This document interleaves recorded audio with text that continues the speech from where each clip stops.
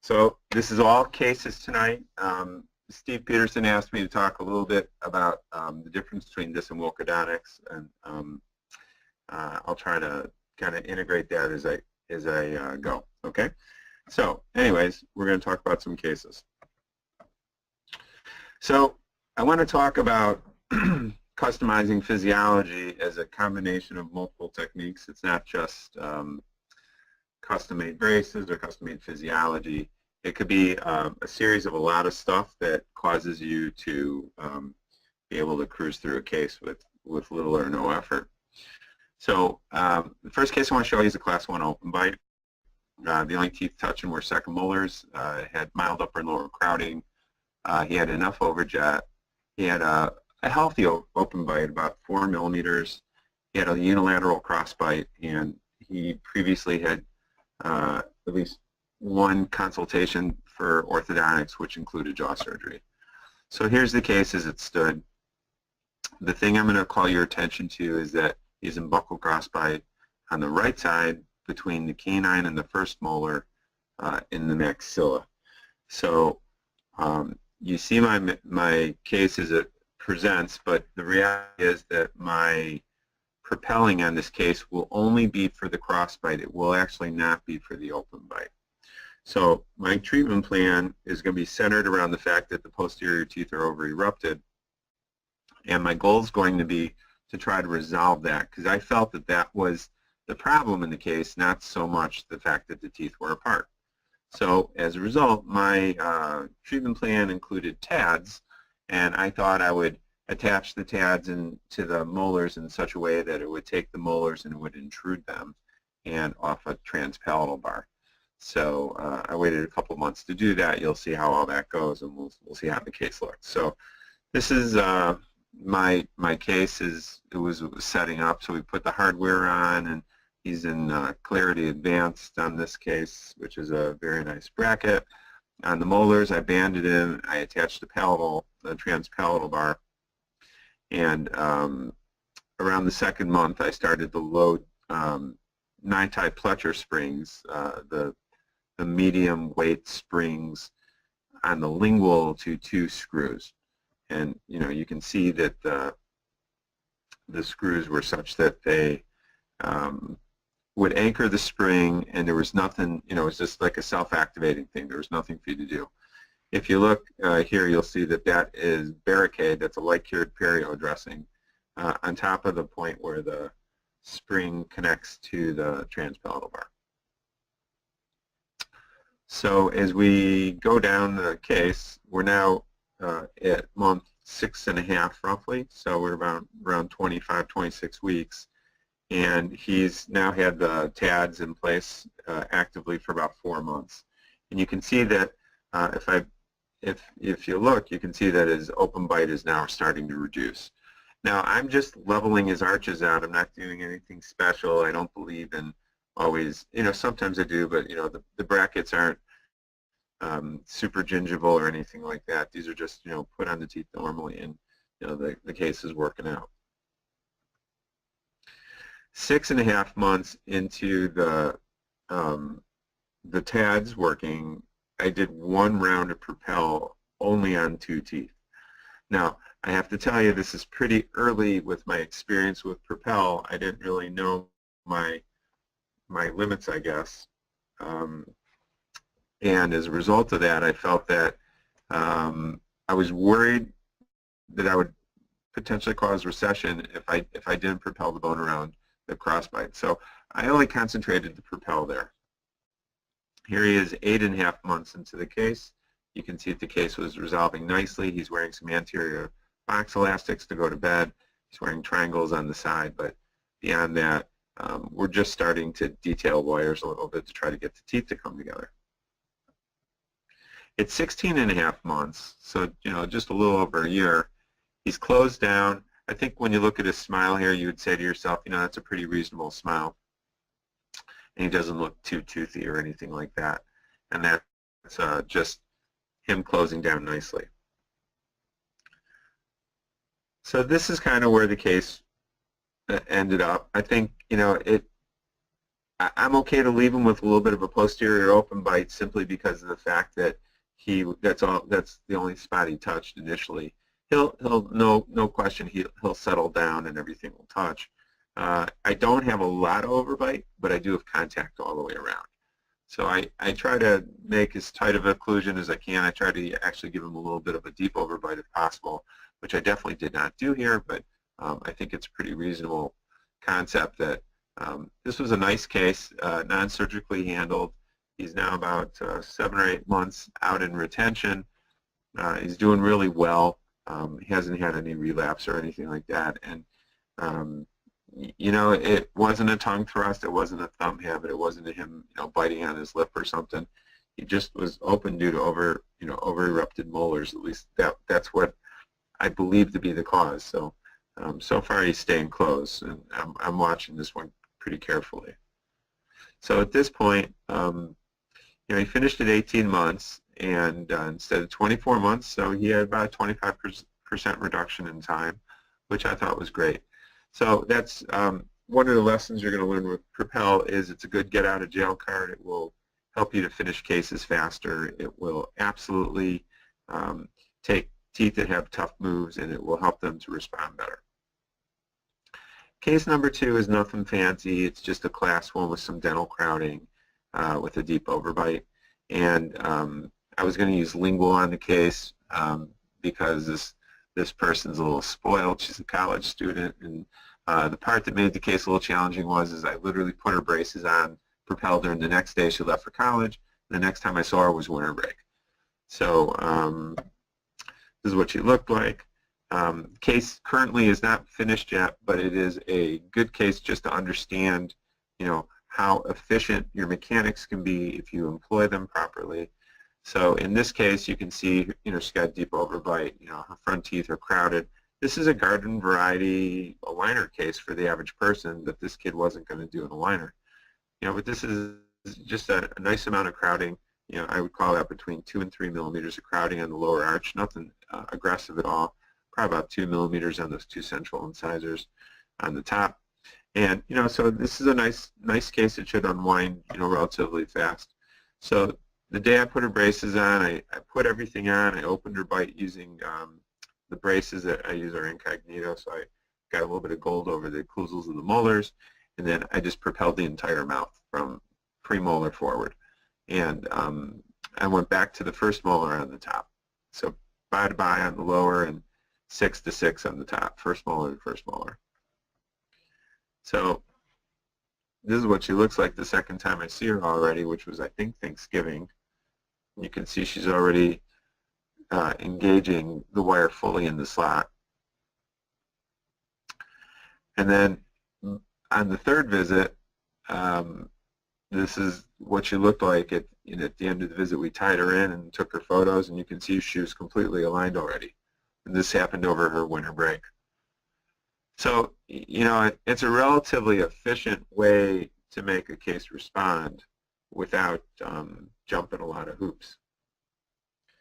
So I think you can appreciate the overbite control here. Now, the case is not very far along. It's only, you know, 3 times I've seen this case, and the first time was to put the braces on.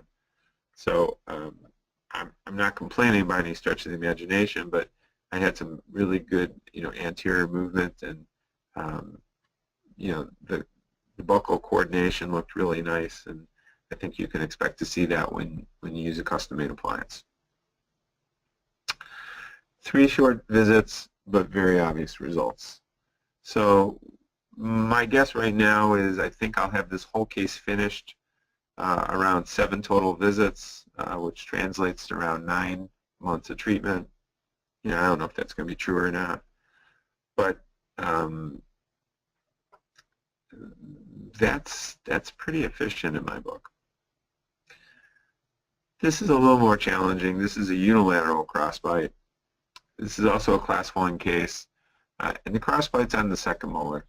So both the first molars were missing. There was a fair amount of crowding. There wasn't enough overjet in the case, and the upper midline was significantly deviated. So when I designed my treatment plan, you know, I thought to myself, okay, well, you're going to get full braces, and we're going to open up, a site for a bone graft and a dental implant. On the opposing side, though, with the edentulous side, she was asking me if I could close the site because she didn't want to have to pay for two implants. She had enough bone in the area for me to close the tooth forward, so mechanically I designed the case so that I would close it, but I wasn't planning to close it 100%. Now, I don't know if you ever do this, but sometimes when people want you to close the site and you close it 100%, you'll take an upper molar out of function. And I didn't want to do that. So what I did was I left a cleansable site. And this case is, I don't think, it's going to deband in about a week. But you'll see how it played out. So this is Nancy, very sweet lady. She's got 2 dumped molars. You can see the molar on the left side's got a significant crossbite. Tooth on this side, the bone was better. The tooth over here, the bone is awful. So she's going to do a dental implant over here, and on this side she asked me if I can close this, and I said, well, if I close it too far, you'll lose contact with your upper second molar. So if I leave a small space but make the teeth parallel in nature, it's space will be big enough where you shouldn't pack food, but small enough where you don't need to have a tooth. So she liked that option because I was looking out for her financially. You can see her kind of moving along through the mechanics here. That's her leveling and aligning. This is her at 10 months. And you can see at 10 months, teeth are fairly upright already, and we're starting to move into some heavier wire so that we can start to close the space on the right side. So in 10 months, this molar crossbite over here was completely resolved. I was able to nicely coordinate the teeth so that there wasn't any crossbite.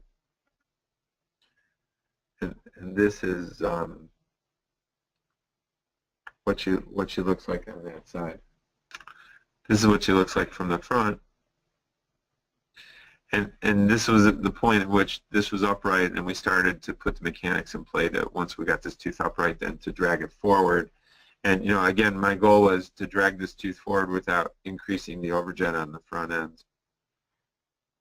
And I don't know how much you know or don't know about me, but I tend to like lingual appliances, so you'll see a lot of, and I use the incognito system, so you'll see a lot of my cases may utilize incognito. It's not good or bad, it's just, I'm not cherry picking cases, I'm just showing you cases that have propel. They're not good or bad, it's just what I have. So at 10 months, what I was able to tell you is that we had jumped a significant crossbite on the second molar. I placed a TAD on the right side so I can have some very pure anchorage in order to bodily move number 31 forward. And I was able to do this and maintain a class 1 canine relationship bilaterally the entire time. This is a little more substantial than the last case. It's also kind of an interesting case. So it's a Class 2 Division 1 case where the Class 2 is on the left side. Also had a unilateral crossbite on the left side from the premolar to the first molar. But now I've got a challenge because I've got a deadline of September of this year. So this is a live case that you'll see really very early on. She's only 3 or 4 months into treatment, but I think you'll appreciate what I'm about to show you. So she's very crowded, at least moderately, maybe even severely crowded on the top, moderately crowded on the bottom. She's got almost 7 millimeters of overjet, and she's got an anterior open bite. Her upper midline deviates to the right about 3 millimeters, so for her, it was really important that in September of this year, she looks good for her wedding. Okay, so I think you can appreciate a wedding special. This is a current wedding special, as I call it. So here's Amy, and as you can see, she's got a significant amount of overjet here that you can see in the ceph. But yet when we take photos, sometimes she'll pose forward and she won't look like she has a lot of overjet. So if you see this image here, the right buccal looks like she's not bad, but the reality is you know she's bad because you can see the ceph right here. So I think she tended to hide it well, and she didn't even know she was doing it. So this is the unevenness of the occlusal plane. You can kind of see that she's got this rocky, as I call a roller coaster of an occlusal plane. And one of the big things that we were trying for the wedding was to make an even, broad smile. And for me, I don't do this very often, but what made the most sense when I started to talk to her about a treatment plan was leaving the molar class 2 on the left side, broadening the left side, but jumping the crossbite. So the propel is going to be an aggressive thing for me here because it's going to help me to stretch the maxilla, and at the same point in time, in addition to that, it will allow me to recover my midline.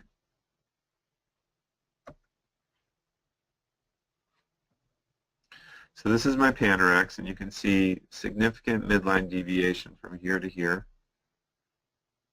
And the side that's off for sure is the midline is off on the upper, and it's to her right.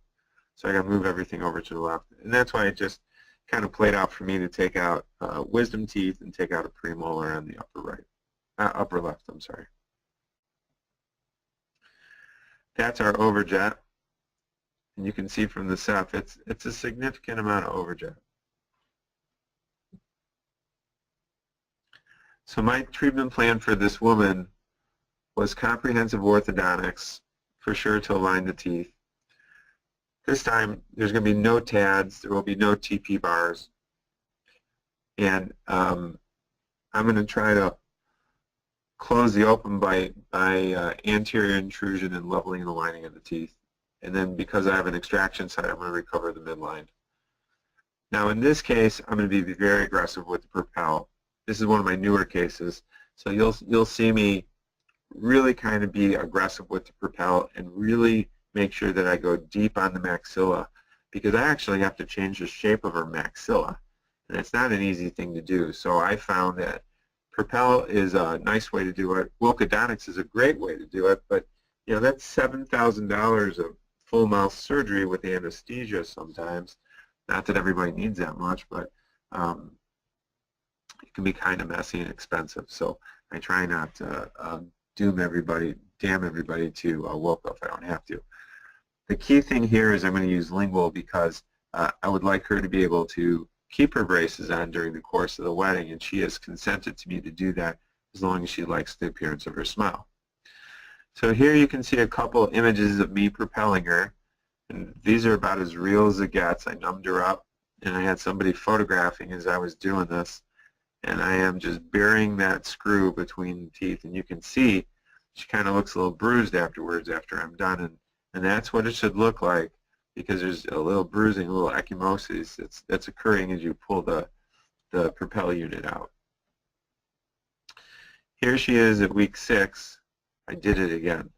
So I'm sorry. This is her first round of propel. I've done it twice since she started with me, and you can appreciate I did the whole anterior of her mouth.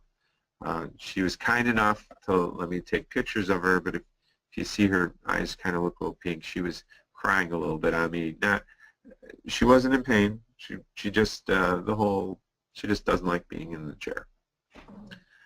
At week 10, you can see her popping up, and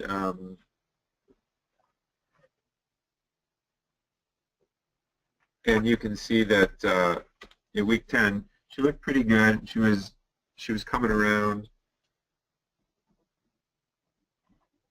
and her bite was looking better. So so this is where she's at week 10, and she was looking pretty good actually. At week 13, her midline is starting to come on. Her crossbite is about resolved. It's not 100%, but it's pretty close. And she looks pretty good. So here's the 13-week change in leveling and aligning. And if you really don't appreciate, you know, fast movement, this is 3 months of work. I mean, I basically got this lower arch completely leveled in 90 days, and the upper is not so far behind.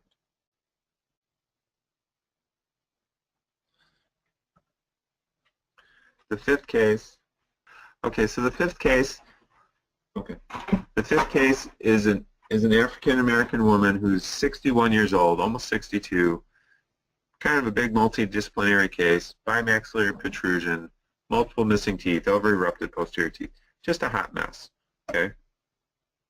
And our treatment plan was a little different now. We're going to align the teeth to class 1, create incisal guidance. We're going to use TADs to level the occlusal planes, and then we're going to burn some anchorage on the case. We've got bone loss around tooth number 23. So I'm going to do something kind of cool here, okay? And I'm going to protract 22 to 23's position, and we're going to do a little bone transport, okay? The funny thing about this case, it's not a propel case. And this is not the case that you would expect to see in your office. But this is the case that my multidisciplinary team asked me to do. So this is young man, his name is Lonnie. He is a salt of the earth, normal guy who goes to work every day. If you haven't figured it out, he's a Coke driver. Makes some good coin dropping Coke on everyone's doorstep. And he knocked his front teeth out in an accident at work. He's not asking for any workman's comp. He doesn't want Coke to pay a penny for him. He values his job. He just wants to fix his teeth. You may not think that when you see him, but that's his goal. So that's what he looks like, and we need to close the spaces up. This is his initial panorex. So here he is initially, and we strap him up, and we say, okay, we're going to move things around. Now, I have no idea how things are going to go with this guy, but I'm expecting, you know, I'll use some TADs for anchorage. I'll close all the spaces up. I'll create some implant sites. So a year out, this is what he looks like. You can see over here I got some indirect anchorage. There's some tubing on the wires here so he doesn't get caught. There's some barricade over the screws themselves. Open coils to drive the midlines on, stuff like that. Here he is at 19 months. He's a little bit of a goofy guy, but he's doing okay. You can see now that I've almost finished driving tooth number 22 into position, and we're okay. Here he is at 2.5 years. It took me a long time to get here, and at 2.5 years, I say to him, I'm done. So at 2.5 years, I say to him, you're done, go see the surgeon. Uncharacteristic of me, I don't take an x-ray because I'm assuming the guy's going to take his own CAT scan to place the implants because I know him and he's a friend of mine. So watch what happens. I go from that to this, right? I thought I did a good job. And I put 22 in 23's position because it would have been a lousy site for an implant. Now where 22 was, that's going to now be my implant site. But this is the x-ray he shows me, and he calls me up. He's like, hey, do you think you can upright your canine root a little bit so I can get an implant in? I never in a million years would have expected this, and because of it, I kind of felt embarrassed. I'm like, geez, you know, I slaved over this case for 2.5 years, seeing him like every 6 weeks, and you can see the guy's 62 years old, but he's got some very, very hard, dense bone. So I'm like, okay, I'm sorry. So he sends me the CAT scan. So I call Lonnie up. I say, Lonnie, I'm like, Lonnie, I need you to come to the office. So he comes in the very next day. This is November 3rd. I propelled him. And you can see me. I'm holding the aluminum driver, and I'm propelling all around that canine. I'm going to fix the alignment.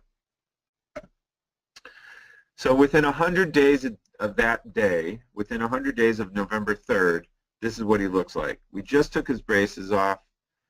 Implant sites are nicely parallel. They got plenty of room to place appliances.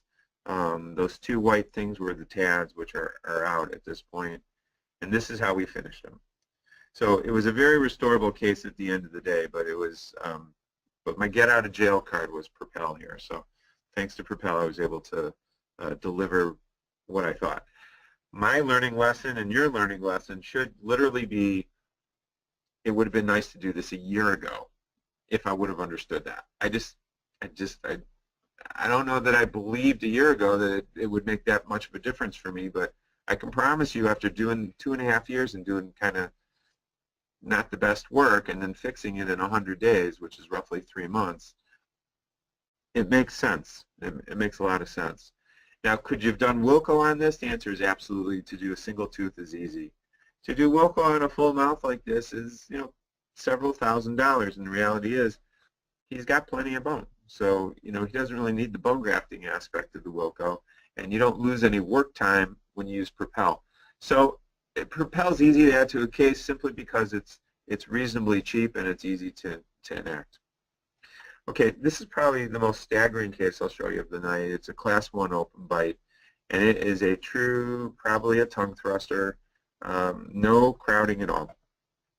Here she is. Take a look on the center image, bilateral cross bites both sides, anterior open bite, space between the teeth. It's just a hot mess. Now this time, the molars are in a good position, and the thing that's wrong is front teeth. One of the things you can look at is when she was smiling, you barely saw the incisal edges here.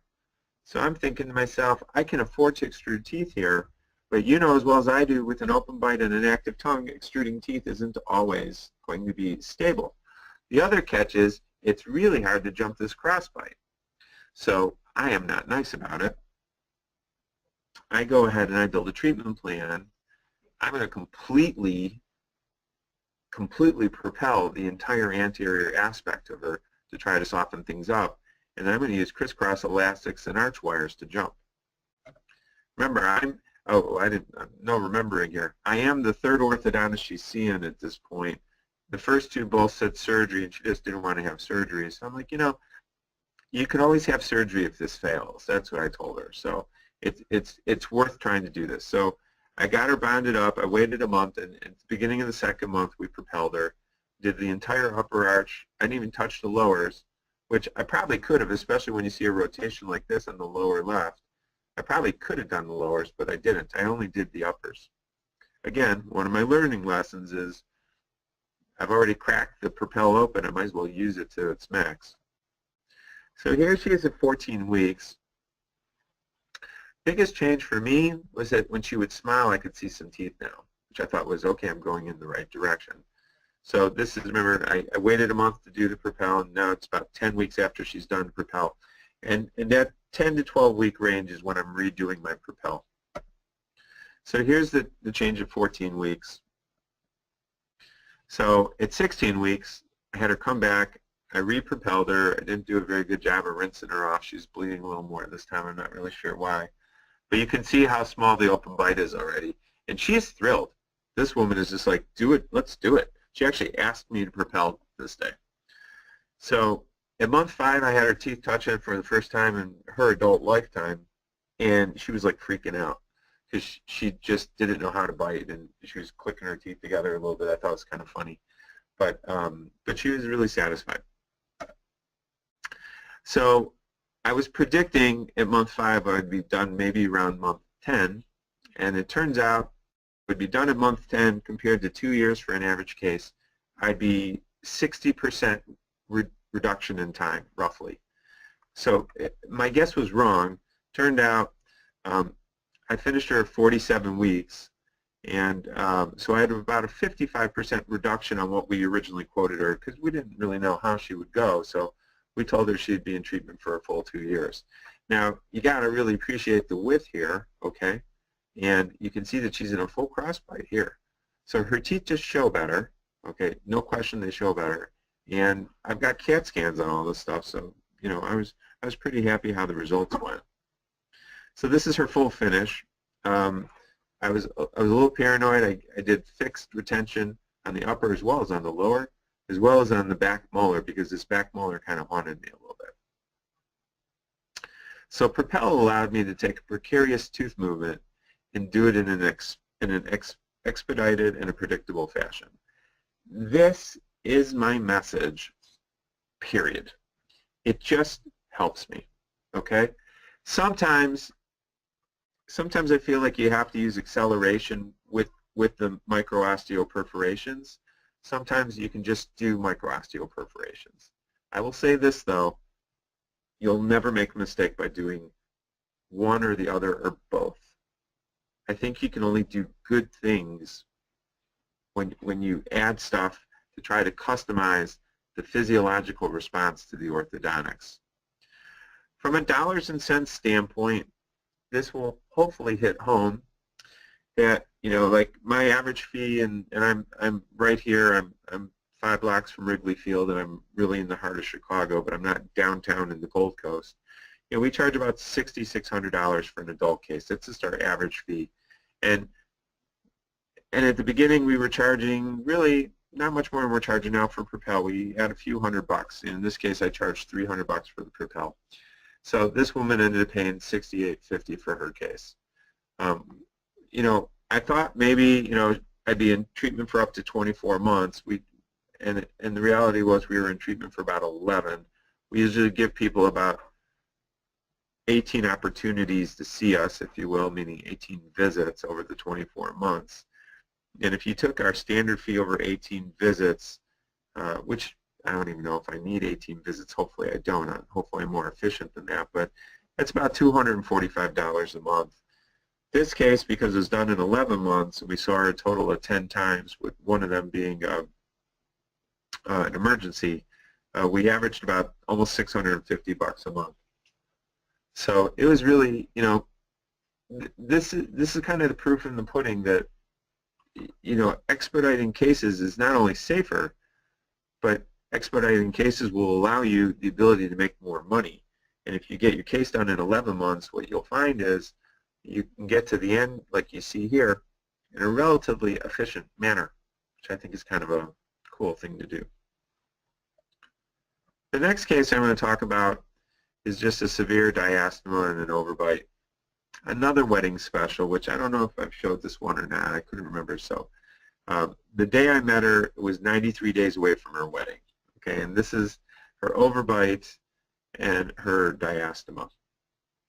And I just laughed at her and I said, you know, it's like, could you wait any closer to the wedding to come in and see me? So she's like, yeah, I know. I just decided I want to fix my teeth. So really simply put, I'm not going to do the frenectomy now, but I did say to her, I'm going to fix as much as I can before the wedding, and then wherever I'm at, I'll just take your hardware off. Okay? The only other catch is you have to start today or tomorrow. So she started within 24 hours. We put the braces on. This is the innovation bracket. We have a couple different brackets in our office. I was trying to use self-ligation because I wanted the least amount of friction possible. We propelled on the spot. Here she is at week 8. Take a look at the difference on those front teeth. Look at the gingival margins right here, from that to that. So if you don't believe in anything, what you will appreciate here is I'm not blowing the teeth out of the bone. This was a pretty good bump in 8 weeks. So 8 weeks at 7 days is 56 days. Remember, I had 92 days to get the case finished. So if I would have stopped right here and closed the diastema, I would have been okay. So at 10 weeks, I thought that was a nice change.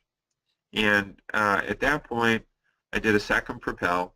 And you can see now this case didn't bleed quite as much, so sometimes it looks really clean like that. I debonded her at 14 weeks. This is what she looked like. I put a bonded retainer on her upper 6 teeth, and then I gave her a Trutain. And I said, you know, try and wear the Trutain if you can. You know, I understand it's your wedding, and you know, whatever. She wasn't going away for a honeymoon because she's a little bit older. They just, you know, had a good party, and I never thought I would see her again. I thought she'd be done because really we accomplished her goal in just over 3 months. Now, ironically, she's in treatment with me now and doing everything properly and finishing up, and it looks great, and her case looks awesome, actually. I was very appreciative that she came back and let me finish. Just a lot of detailing, but I mean, if you take a look at this case and you look at the amount of arch form we changed, the fact that we closed the diastema, the fact that we vertically intruded her incisors, the fact that we over-torqued these teeth in a positive manner, it's just a significant change.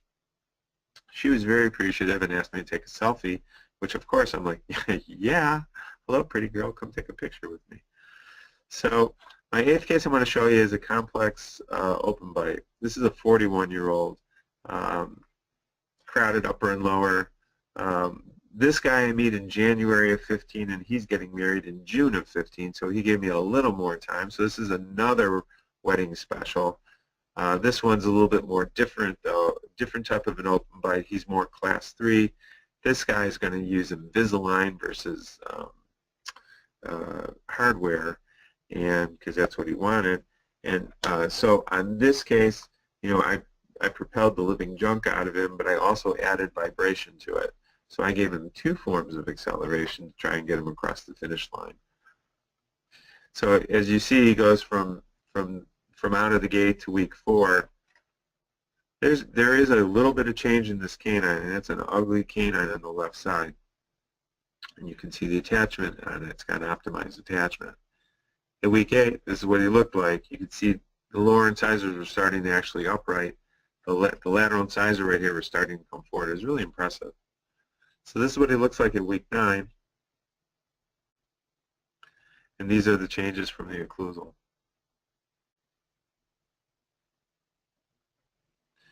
So at 12 weeks, I would say he was looking good. At the time of the wedding, this is what he looked like on the right side. I actually had his open bite closed. I had his canine not quite down. He was touching on the canine on the right side, just not on the left. So, and since then, we've put him, after the wedding, we rebooted him, put attachments back on, and we finished the case. And I gotta tell you, the guy looks, it's a compromised result, but this guy's not photo touching all his wedding photos, so he's thrilled. And this is the money shot. This is why it's worth it. This guy was so thrilled that he could smile with the self-confidence that he wanted at his wedding, that it was worth it for him. Last case I want to show you tonight is mutilated dentition. You'll see a little bit of a wedding theme tonight. This is a class 1 case, moderately deep overbite. She had normal overjet. She had more than 4 millimeters of crowding in both arches, and she had a ton of recession. You'll see she needed a lot of dental work. So we had made a decision to do the orthodontics before the dental work, because the dental work couldn't really be done properly, so, and the dentist was on board with this. So this woman was about 200 days out from her last child's wedding, and she's like, you know, she's like, I've done everything for my kids. The orthodontics I'm doing for myself. I want to be able to smile confidently at one kid's wedding. So this is what Deb looked like when we met her. We're about 7 months ahead of the wedding at this point. You can see she's got significant recession on multiple teeth. She's got some decay, and you know that they're watching, but it's not. They're afraid to touch it because they don't want to do endo just yet. So this is the initial crowding. So, and this is the original Ceph, and everything looks pretty good. That's my pan, and all this is taken through the cone beam. You can appreciate the fact that there is no bone at all on this incisor. So I'm warning her, because I've got a 3D reconstruction right up here on the upper left corner. The 3D reconstruction showing me there's no facial bone on one of the incisors. So I say to her, you're going to need perio afterwards. She's like, fine. And that's what it looks like. And you can appreciate how little the bone is here. We're just trying to save as many of the teeth as we can. We know she's waited too long. We know she's got a lot of damage. So this is how she started. This is what she looks like 2 months into the case. You can see this is the day we propelled her. That's what the lower arch looks like. Here she is, month 3. Here she is, month 5. And you'll notice between month 3 and month 5, you'll notice a significant transverse dimensional increase. She was looking much better at this point. And that's the changes in the arch form, a lot of which was due to the fact that we propelled these areas to soften them up. And she was great. She had zero problems at all. She would have propelled every visit if I would have asked. Here she was at month 7, and she was starting to get really excited now, because now her teeth were straight. You know, and it was about this time when her kid got so she was really pleased with the results, and we made sure that we tied her up in Teflon ties and didn't have any elastic elements that could change on her. So, and she's a smoker, but she was cutting down, but she did a great job with her hygiene. She kept everything pretty clean. You can see like how we're developing arch form here. We got some really great transverse dimensional width correction on the case, and this is what she looked like at the wedding.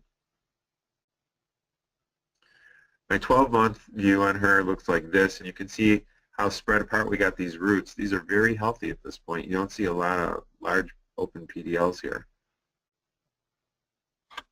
We completed the case in 23 months. She blew out number 29 and had a lot of decay, so they just ended up extracting it. I absolutely did not 100% trust these teeth, so I did fixed retention on both the upper and the lower, as well as I left a couple brackets on until they decided if they're going to do an implant or not. And you can see the beginning 7 months out and the final images on her. And especially if you look from the left to the right, you can see how much her smile's changed. So this woman is just incredibly thrilled. And what's most important here is she's healthy, and we didn't really destroy anything. So again, I think you gotta be very creative when you treatment plan, and if you do a great job, I think these cases really will respond much better than you've ever seen with your conventional mechanics. So as I always say, Propel helps me to get my ducks in a row, but what I didn't expect, I was doing it because I do a lot of tough adult problems, and I just thought, well, if I can get the teeth to move safely, I'm great. I never thought I would double my income that I can earn, but that's really what it's taught me. So we have a uniform that says, do what you love and love what you do, and it's, as we say, it's words to live by. So when you optimize your practice, patients win. I think when you optimize your practice wins. And when people start to understand and they start to talk and stuff like that, I think it's going to be really a very good effect in terms of your practice's ability to grow, to market itself, and to really challenge the concept of people are having a hard time out there. I'm like, we're growing. We're the busiest we've ever been right now.